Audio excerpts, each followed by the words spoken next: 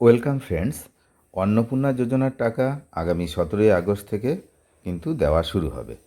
এবার গতকাল মুখ্যমন্ত্রী কিন্তু পরিষ্কারভাবে জানিয়ে দিয়েছেন যে ভবিষ্যতে এই অন্নপূর্ণা যোজনার টাকা নিয়ে কোনো সমস্যা হবে না। কোন সময়ে অ্যাকাউন্টে ক্রেডিট হবে, ঢুকবে, কারা কারা পাবেন, কারা কারা পাবেন না, পুরোপুরি একদম পরিষ্কার। একই সঙ্গে জমি এবং বাড়ির যে শর্ত রাখা হয়েছিল, 3 কামরা বিশিষ্ট বাড়ি, 50 ডেসিবেল জমি বা এরকম কিছু, তো সেইগুলো নিয়েও কিন্তু শিথিল করা হয়েছে শর্ত। তো কাদের জন্য শিথিল করা হয়েছে?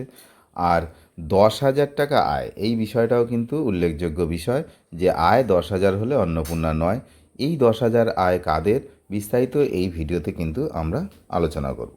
প্রথমেই বলে রাখি, আয় 10,000 হলে যে অন্নপূর্ণা নয়, এই যে কথাটা আপনারা দেখতে পাচ্ছেন, আয় 10,000 হলে অন্নপূর্ণা নয়, এই আয়টি হচ্ছে ওই ফ্যামিলির নয়। এই আয়টা হচ্ছে ওই মহিলার, যিনি এই অন্নপূর্ণা যোজনার জন্য ফর্ম ফিল আপ করেছেন বা টাকা পাচ্ছেন। ওনার ব্যক্তিগত আয় যদি মাসে 10,000 হয় অন্য কোনো উপায়ে, তাহলে কিন্তু উনি পাবেন না। এটা কিন্তু কোনো ফ্যামিলি ইনকাম নয়। পরিষ্কার বোঝা গেল? এবার আসি আমরা, যে কি কি শর্ত শিথিল করা হলো সে বিষয়টাও আমাদেরকে জানতে হবে। এখানে পরিষ্কারভাবে দেখুন, রাজ্যের মহিলাদের যে আরও সশক্তিকরণের লক্ষ্যে শিথিল করা হলো অন্নপূর্ণা যোজনার একাধিক শর্ত। কি না, এতদিন 50 ডেসিমেল জমির মালিক এবং 3 কক্ষ বিশিষ্ট বাড়ি থাকলে তিনি যোগ্য বলে বিবেচিত হতেন না।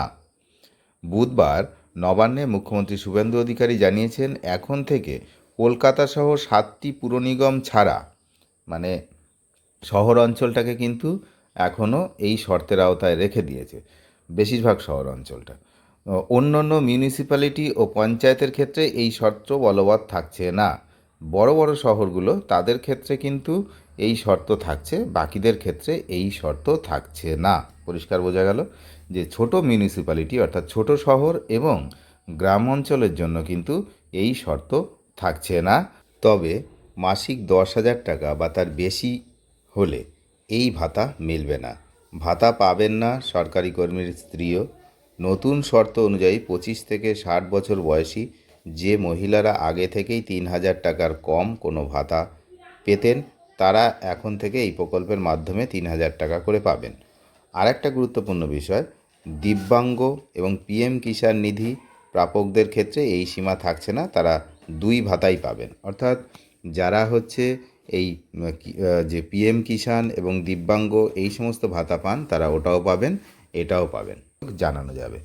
আপনি যদি মনে করেন যে আপনার পাশাপাশি কোনো অযোগ্য ব্যক্তি, যিনি সরকারি চাকরি করা লোকের স্ত্রী বা তার নিজের ইনকাম অনেক, তো সেই ধরনের কোনো মহিলা যদি টাকা পেয়ে থাকেন, তাহলে এই অভিযোগ যে পোর্টাল, এই পোর্টালে কিন্তু আপনি সেখানে অভিযোগ জানাতে পারবেন।